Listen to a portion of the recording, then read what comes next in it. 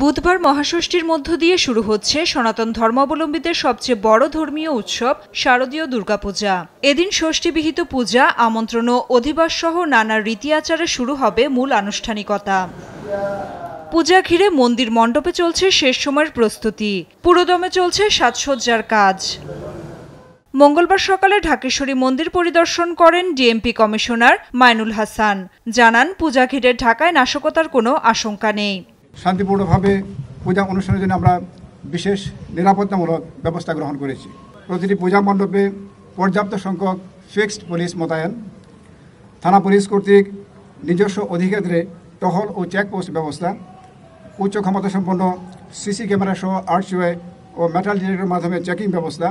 Police সদস্যদের মধ্যে মনোবল ফিরছে জানিয়ে তিনি বলেন, জুলাই আগস্ট গণ আন্দোলনে পুলিশ সদস্য নিহতের ঘটনা তদন্তে আইনি প্রক্রিয়া শুরু হয়েছে। পালিয়ে থাকা সদস্যদের গ্রেফতারেও কাজ চলছে।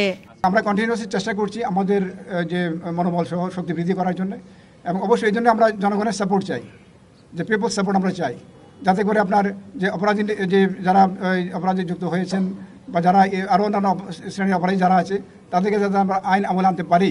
ঢাকেশ্বরী মন্দির পরিদর্শন করেছেন প্রধান উপদেষ্টার বিশেষ সহকারী মাহফুজ আলমও। কথা বলেন ছুটি বাড়ানো প্রসঙ্গেও। বৃহস্পতিবারেই একটি ছুটি হবে, যেটা সরকার আদেশ জারি করবেন, এবং এইবার হয়তো 4 দিন একটানা সময় পাওয়া যাবে। আশা করি এবারের পূজা নির্বিঘ্ন এবং আনন্দময় হবে।